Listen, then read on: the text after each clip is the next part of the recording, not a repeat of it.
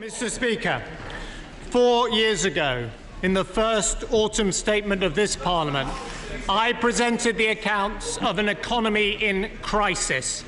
And today, in the last autumn statement of this Parliament, I present a forecast that shows the UK is the fastest growing of any major advanced economy in the world. Britain cannot be immune to the risks in the global economy, but nor are we powerless, provided we go on working through our plan to put our own house in order. And that brings me to today's forecast.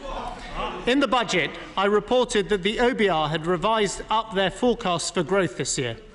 A year ago, we expected GDP to grow by 2.4%.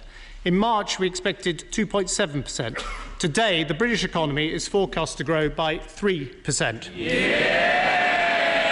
So, Mr. Speaker, borrowing is falling, the deficit is down this year to half that we inherited, debt is falling in the same year predicted and lower in every year thereafter, a surplus that is higher and by the end of the period worth £23 billion, Britain back living within its means, our long-term economic plan on course.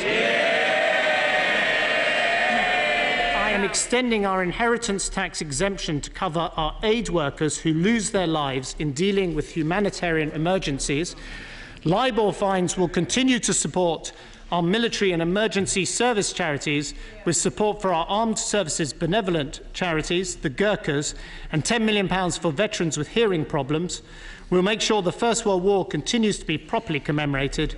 And this morning I announced we will repay our entire outstanding national debt incurred to fight the First World War. And because of careful management, we can afford to put part of that underspent money into our National Health Service to cope with the pressures it faces, £2 billion every year to the front line of the National Health Service.